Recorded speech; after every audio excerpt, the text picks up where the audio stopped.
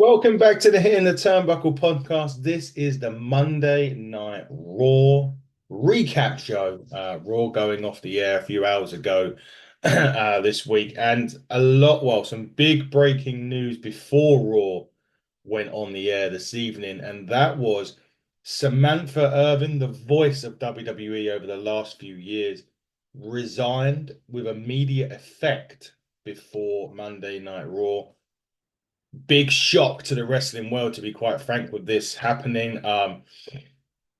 Took us all really off guard. I mean, what was the reasoning by it? Was there, wow, it just, what was her reasoning for it? There's been nothing that's come out other than that she told them that she was going to be leaving or that she resigned from the WWE. I mean, could she join up with Ricochet in AEW, her boyfriend and husband? I don't know. Was there any internal stuff that led to this happening? Again, we don't know. She posted a heartfelt, um, on X and stuff like that, where she was saying that she was leaving. I literally just finished with TNA star Masha Slamovich at the time, and to get off and see that was quite incredible. What would be the reasoning for this? We don't know. You know, will it ever come out officially? Who knows? But Samantha Irvin has left the WWE and is going, was gone. She was replaced, however, by the returning, at least for this week. I don't know how long it's for. She was replaced by Lillian Garcia. So really good to see Lillian back on Monday Night Raw. But you know, questions and clouds will loom about this for a while, maybe until we hear more about why she left so suddenly. Gave notice to WWE Monday morning that she was leaving or she had resigned from her position. So, interesting way to start. And what will happen in the future? Well, has she got a no complete clause? Nobody knows. Um, Again, just coming off after a few hours after the show's finished, it's still kind of up in the air. More um, information, I gather, will be available later on. So just we'll have to keep abreast of it. Everyone keeps abreast of it. I just say what I'll always say though is take everything you read and hear with a pinch of salt. Obviously, there may be some elements of truths. We don't know how much truths, the reliable reporters. Sean Ross Sapp is one of those guys, Fightful Select, just perhaps keep them over the others because they generally are pretty spot on with their stuff. So I would listen to those. Anyway, let's cut through that Raw this week. Seth Rollins kicked it off. He just basically wanted a fight with Bronson Reed. And, well, Adam Pearce and the security guards were coming on stage to try and calm down Bronson, who was coming down. But no, they literally kicked off. Suicide dive from Rollins. Um, Reed drops him with a Death Valley driver. He was going to put him on the go through the table, but Rollins misses it. And there was loads of stuff. It was a crazy, hell breaking loose in Philly way to start Monday Night Raw. Don't forget, Raw is still 2 hours at the moment. It will be until January, where the belief is it will be around 3 hours. They didn't say it would be three, they're sort of in between two and three. So there you go. A big kickoff with Bronson and Seth to start Raw this week. It hasn't finished between those two. There is more to come a little bit later on Raw. But Seth and Bronson, an interesting one. Seth wanting to make Bronson famous in here, and Bronson's obliging with that in a lot of ways. I love Seth. I love Seth. I love Bronson. I think these two, it's one of those matches where a lot of people won't expect it to be good, but it will be. If you remember, I don't know if it was after Mania last year, may have been. They randomly put Seth Rollins and Omos in a match, if you remember, and everyone was, crapping on it. And it actually turned out to be a really good match considering the two people in the ring. So Seth Rollins, Bronson Reed should be a barn burner. It has been announced as an official match. We'll get to that in a minute. There was a backstage interview with Damage Control, and they basically saying they've got unfinished business with Bianca and Jade. But that was interrupted by Liv Morgan. and she decides she wants to interrupt this interview because of what Nia Jax done to her last week. Obviously, Nia and Liv going at it next weekend at Crown Jewel for the Crown Jewel Championship, which we don't talk about. But she is the women's champion as well. She's got Daddy Dom by her side, and nevertheless, and she'll have all the bragging rights after Crown Jewel. But of course, she interrupted Damage Control, which can only mean one thing. Damage Control challenged her and Raquel Rodriguez to a tag team match later on Raw, which was accepted. Talking of tag team matches, that brings us to the first match of the evening, the New Day versus the Authors of Pain in the number one contenders match for Finn and JD McDonough. Excuse me, if you remember last week, Finn was wanting another match with Damian Priest. Adam Pearce come out and said, "No, sir, you guys haven't hardly defended those belts. We're going to crown new number one contenders in a series of matches." This being one of them. New Day still up in the air with these guys. What's going on? Excuse me. Then I got a frog in my throat this morning. Um, what's going on with the New Day? Well, were they able to stay on the same page? The answer to that was actually yes. They was on the same page today on this. The Miz was there as well because the Miz obviously seemingly sort of joined the final testament in a way last week when he was our truth was thrown back in after beating the Miz, and the Miz decided to kick seven bells of crap out of him last week. But the New Day do indeed pick up the win on this match. That is after let's say the our Miz trying to interfere. Our truth comes out in this as well. He tees off on the Miz as well. Truth hit the pump kick on Karrion Kross. And then Kofi basically rolls up Razar to pick up the victory. But there is a but to this. The final testament and the Miz gang up on Truth. And at this point, Xavier Woods prevents Kofi from getting back in the ring. And they're like, look, he's reeling him away. And you're kind of like, wow, like, so there's still a little bit of something going on with the New Day. Woods didn't want Kofi getting in there. And as the boots are laying into R-Truth, the lights go out. And out comes the Wyatt Sicks. And not only that, they start a big brawl with the final testament, and it ends with Uncle Howdy choking out Paul Ellering with the mandible claw. So now we know the Wyatt Sicks' next target is the final testament, which does make a bit of sense if you think of what they're trying to be doing. They've manipulated the Miz, they've tried to manipulate uh, Xavier Woods. They've done it with Chad Gable. I mean, he obviously left to join. He left the Alpha Academy to join. He made up his own American Made, his own team. So there was quite a bit in there. And finally, the Wyatt Six have decided, you know what, you're trying to take people away. We've got a bone to pick with you boys, and they certainly have.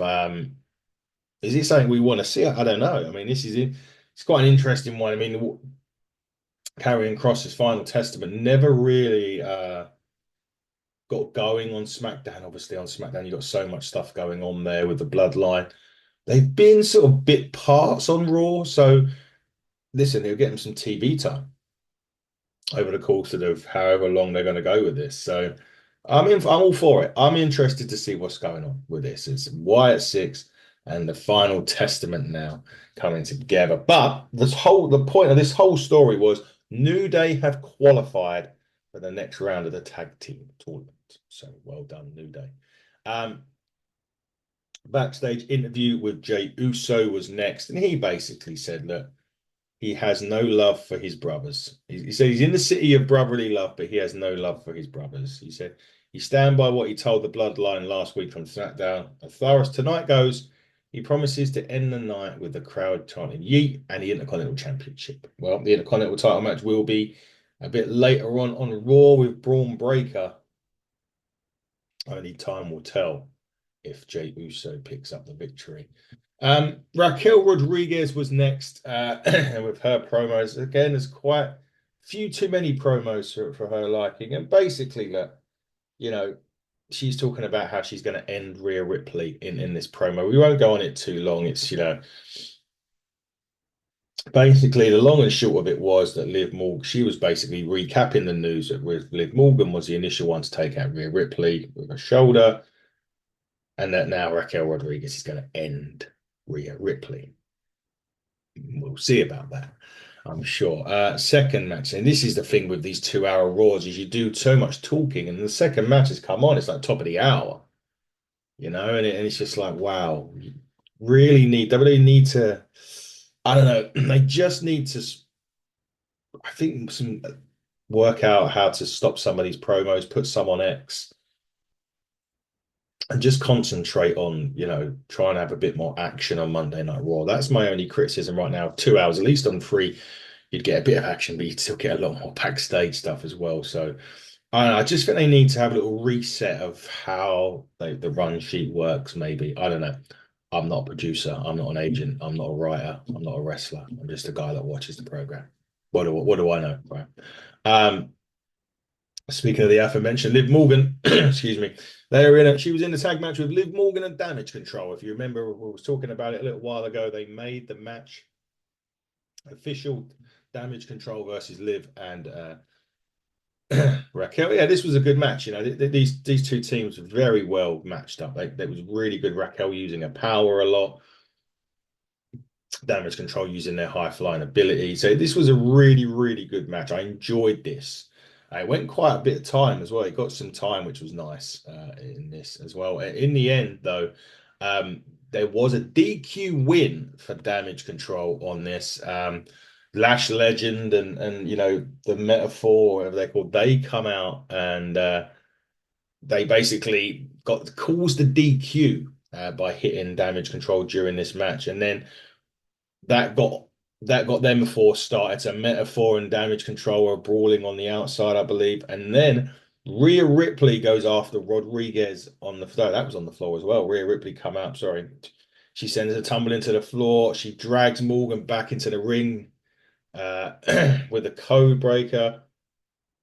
Well, Morgan tries to respond with a code breaker. Rhea Ripley applies the prison trap. I haven't seen that in a while. And then she drop kicks Raquel off the apron. It is crazy. It was crazy for Rhea. She was going mad with Liv and Raquel, and she then had Dominic Mysterio trapped in the prison trap, only for Raquel Rodriguez to pull Dominic out of the ring. Crazy times again for Rhea Ripley, Dom Mysterio, Liv Morgan, Raquel Rodriguez. No sign of Damian Priest again this week. It's 2 weeks now. I don't think Priest has been on Raw. I don't know if there's anything going on there with Damien or if he's filming or whatnot. I was quite surprised that Damien hasn't been on Raw over the last few weeks. But Rhea is. I know they've gone their separate ways as the Terror Twins to focus on their own stuff. But yeah, interesting times. But Rhea Ripley and it's far from over with Dominic, with Liv, and now Raquel Rodriguez in the mix. However, Damage Control did win that tag match via DQ, which takes us to a backstage brawl. We've said earlier on at the start of the show, Seth Rollins and Bronson Reed, we did say that wasn't finished. Well, it wasn't. They were brawling all over the place. And Adam Pearce has now made that match official for Crown Jewel. It is official between Seth freaking Rollins and Bronson Reed at Crown Jewel next Saturday. Shaping up to be quite a decent card. We did then see the War Raiders vignette. Again, just War Raiders. They returned last week on Raw, which was good. Which was a good which was good to see them back as the War Raiders, looking a bit, looking like their former selves, looking like their NXT style selves, which was really good to see. Balor was backstage at this point. Now he was concerned that Damian Priest would be gunning for the World Heavyweight Championship. And then Dominic Mysterio probably throws the line of the year to say that he could be Gunther for the World Heavyweight Championship. Hence, everybody started laughing. But Raquel actually says to Carlita, who's laughing, what do you actually do? And Carlita says, I bring the cool to the Judgment Day. He also fixes problems, and he's going to have a conversation with Adam Pearce to fix that problem. Well, that is interesting. Dominic Mysterio versus Gunther. Yeah, I'd like to see that. I'd like to see Gunther take Dominic out. I don't think. Could you imagine Dominic Mysterio winning? No, no, no. Let us not think about that. Dominic Mysterio defeating Gunther for the World Heavyweight Championship. Yeah, laugh. Right, let's get back down to it. The tag team number one contenders match, part two. The Creed brothers with American Made against Rey Mysterio and Dragon Lee, who was out with Selena Vega.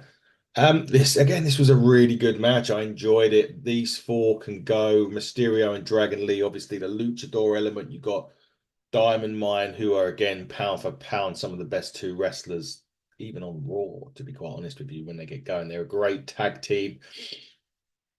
Was hoping, was kind of hoping that Diamond Mine would pick up the victory in this, but not say surprisingly, but WWE Mysterio and Dragon Lee connect, win this match. Mysterio hits the 619. Dragon Lee hits the frog splash. I don't know.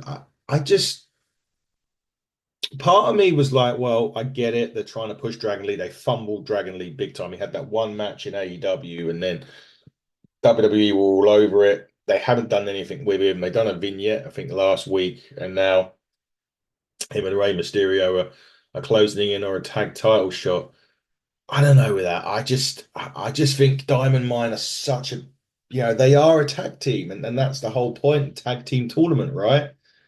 Your tag teams in their New Day won, against, to be fair, Akam and Razor are a tag team as well, have been since they started in WWE. So, I don't know what they're trying to do here with it, but we'll have to wait and see. I just don't agree with that victory. I get it, as I said before, the fumble. I suppose if it had been the other way, I probably would be coming on here and saying how they fumbled Dragon Lee. So I kind of get it. I do kind of get the rationale for it.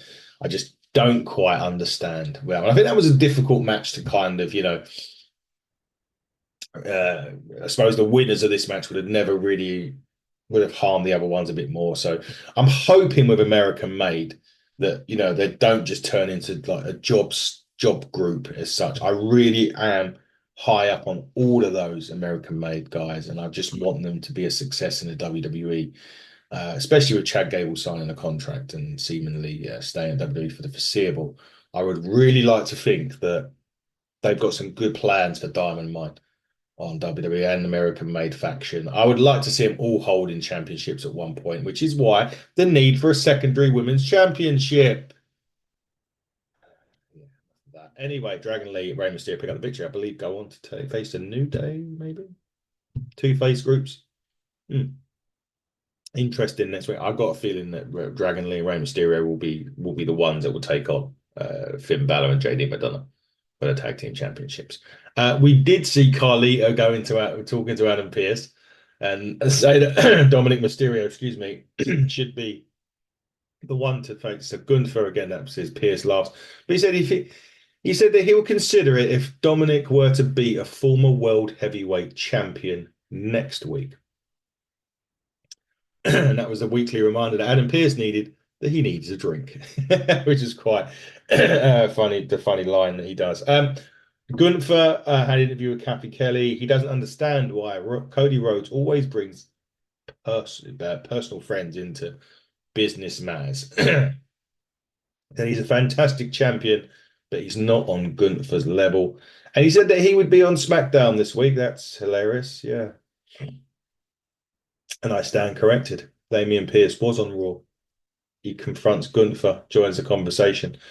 And just to remind Gunther that he's coming back for the World Heavyweight Championship. He's not looking for a handout. He'll earn the opportunity. And Damien tells Gunther to handle the business at Crown Jewel because he'll have a major problem with him on the other side. Apologies, I thought Damien Priest wasn't on Raw. Looking at my notes, I should have read the whole thing before I come on.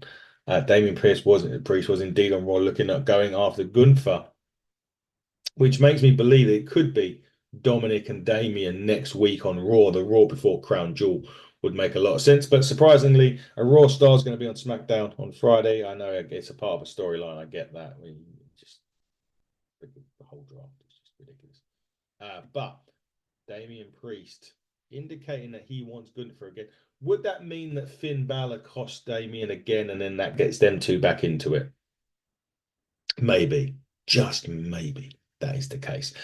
Main event time on Raw. It was, of course, Jey Uso, Braun Breaker, Intercontinental Championship. Listen, they have always have great matches. These two, that they are two tremendously talented individuals in here. I'm not a fan of championships changing hands so quickly, so you'll be unsurprised to know that I didn't like this because Braun Breaker did indeed win back the Intercontinental Championship this week. A lot of people will come out and say this was to get Jey Uso back into the bloodline stuff because Solo Sikoa, Jacob Fatu, and they all get involved in this. The Gorillas of Destiny got ejected from ringside. Jacob Fatu does indeed hit Jey Uso with a super kick as well on this. So I do understand, as he went for the Uso splash, got his knees up as well. Jay did connect with the spear in this. He got delivers another Uso splash for a 2 count. The Gorillas of Dynasty. The referees get extracted by the Gorillas of Dynasty. Like I said, Adam Pierce beats there, gets them thingied. Jey Uso then gets super kicked by Fatu and a Samoan drop as well. So, and then of course Braun Breaker hits the spear to pick up victory, and he then wins back the Intercontinental Championship. Storyline perspective, I get it. I get it, and I understand it from a storyline perspective. That's how it works. I totally understand that. But title changes quickly as that, I just don't like it. It's not for me. It's not something that I've ever been. I think it diminishes something that Gunther, if you remember, Gunther was the Intercontinental Champion for until WrestleMania. He was over a year, I think, if I remember right. He was Intercontinental Champion until Sami Zayn beat him. You have just brung that title back into relevancy, and then you've crushed it down again by having multiple changes in a short space of time. Unless Braun Breaker holds this for a while now, if Braun Breaker loses this in 6 weeks, 2 months' time, you may as well not bother because what I hate the most, this championship always used to be the standard bearer for the eventual when Bret Hart dropped the Intercontinental Championship, he went for the World Championship and won it. That is what the Intercontinental Championship is there for. You hold that title, you do eventually drop that title, and then you move up to the world title. That's how it was back in the 80s and 90s. That's the whole point of the Intercontinental Championship was you are one step away and it's your chance to prove that you can win the World Heavyweight Championship. And it was crap until Gunther held it. The Miz kind of tried to do it. Miz done a lot of work with it. Dolph Ziggler done a lot of work with it. Nick Nemeth done a lot of work with it. Gunther brought back the relevancy to that championship. And within what, he lost it in April at WrestleMania. Within 6 months, you've turned it into a joke again. It's not how I would do it. I don't like that. I don't think it's right. Like I said, storyline perspective, totally understand the bloodline getting involved. We know that's going to eventually lead to Jay going over to the blue brand and reuniting with his brothers and Roman. But the Intercontinental Championship should mean more to the WWE than that. And it has done. It has, like I said, the last year or so, brilliant. And I'm not saying everybody needs to have year title reigns either. That's not the point I'm trying to make. The point being is this is what this championship represented to the WWE was the person that holds that title would hold it for a period of time, could be 4 or 5 months, and then they'd be in the world title picture. And it's not that anymore, apart from Gunther is probably the exception to that rule. And I'm not saying that, everyone needs to be. It doesn't always work for everyone. I understand that. But Braun Breaker and Jey Uso are absolutely two guys that could have held that title championship and gone on to do better things. If Braun Breaker is still the champion come WrestleMania, fine. But he's got to hold it now. If he drops it, even if he drops it at the Royal Rumble, it's too soon. He needs to hold that championship now for some time. And will he or won't he? I don't know. We'll have to wait and see. But that was Raw this week. Decent episode without being spectacular. Crown Jewel just a week or so away now. So they've got one more next week is the go home to Crown Jewel. So we'll see how that goes. But yeah, Raw, decent episode this week. But I just think they need to work on the promo to matches thing. I know they've only just gone back for 2 hours. So, and I suppose as soon as they start getting used to it, it's going to revert back to three near enough. So it's going to be interesting to see how they change it back up when it comes to Netflix in January. Last bit of news from the WWE. We'll end it on the good news. Michael Cole re-signed a multi-year contract with the WWE. So he's going nowhere fast, which is good to see. Michael Cole, one of the best play-by-play announcers, and he's definitely one of the best play-by-play announcers. Especially over these last couple of years when we've seen him come into his own and be a lot of fun to have on commentary. So good to see Michael Cole be back in the WWE for a long, long time. We end it now with some shout outs to people and to companies. And I've got to try and get everybody in. And I apologize if I miss anybody out. I don't mean to, honestly. But there's a few things, a few shout outs I need to do. Obviously, our spiritual home, Ignite Wrestle Pro, have to shout out those guys. Of course, they are basically our team, and we love them, and we can't wait to be there in a few 5 weeks' time for the final show of the year, Curtain Call 3. I hope I got that right.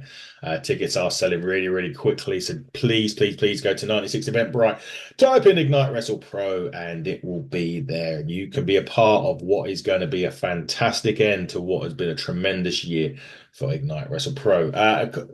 Side note to that, really, really big thanks to RCWA and Slam Masters Wrestling at the weekend.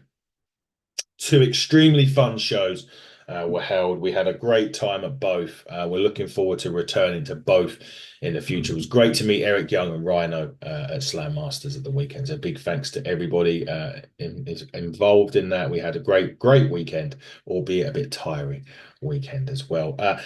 Big thanks to our partners at Progress Wrestling. They have a show this coming Sunday at the Electric Ballroom in Camden. If you can get down there, you're in for a treat. They've got a hell of a show lined up, and I believe headlined by Man Like Doris versus Luke Jacobs for the Progress World Championship. So definitely worth getting down there if you can. I certainly would recommend it for sure. A couple of other shouts. Ringside Renaissance podcast. My boys from across the pond, Jesse, Pretty Deadly Jesse, and Andrew Combat Jones. Really, really good guys. They are doing some great stuff over at Ringside Renaissance. So please go and check them out. Follow and subscribe. Their stuff is brilliant. Honestly, it's more than just a podcast. They do some great little skits and videos. Check them out as well. Where do I go from there? Tea and Type podcast as well. They're doing some great stuff over here in the UK. Also, Follow the Revolution, Gary Joe and the team. Cruising with Kayfabe podcast as well. Fantastic. Again, some guys across the pond doing some great stuff. So make sure you get them followed as well.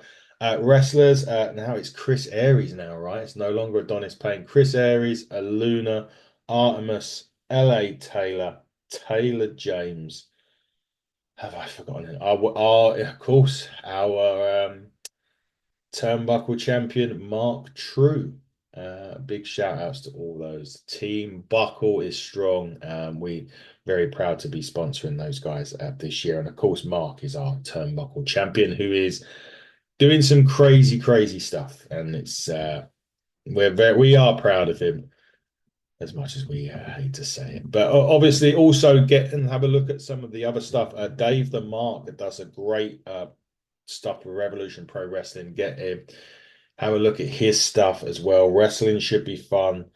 Waffly Bollocks, yes, that is a legit thing. Podcast and stuff. They're doing some great bits as well. They're hilarious. So make sure you go and check all those out.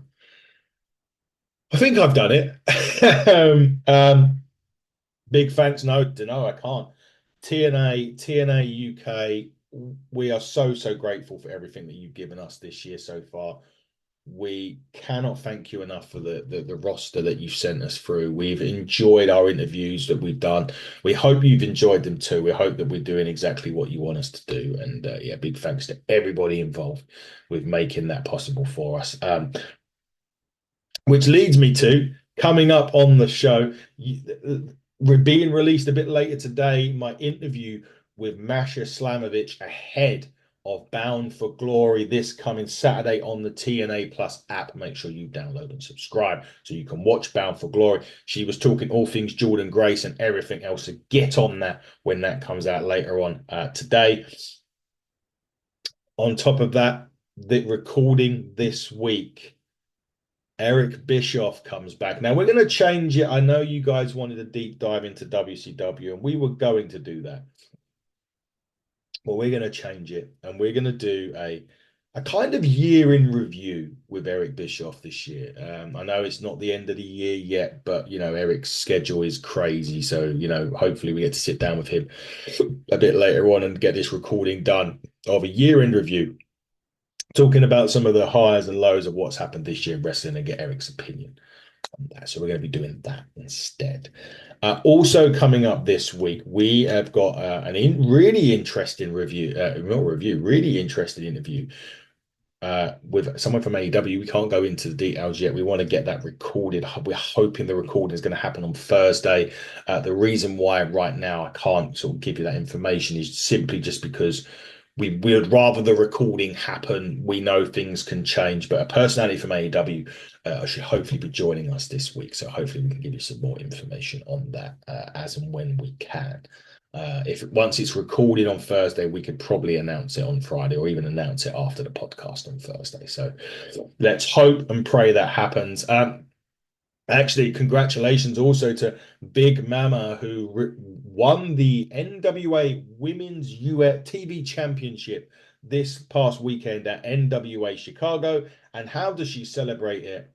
She's going to come on and talk to me and Fiona this coming weekend. We're looking forward to that. That's going to be recording on Sunday. So we're looking forward to watching that as well. Obviously, like I said, Bound for Glory this coming Saturday. We'll be reviewing that on Sunday. We've got a lot of stuff to do this coming weekend. It's going to be a busy weekend on the channel. Just keep it, look out. HTT Buckle on X, HTT Buckle on YouTube, Hitting the Turnbuckle podcast on Instagram. I think that's it. I do think that's it. But guys, thanks so much for watching. Thanks so much for your subscribers and watching it and everything that you do for us. We are very, very grateful. So thank you all so much. But keep it out because Masha Slamovich will be coming soon onto the channel. So don't forget to watch that. But until then, everybody, please buckle down, stay safe, and goodbye.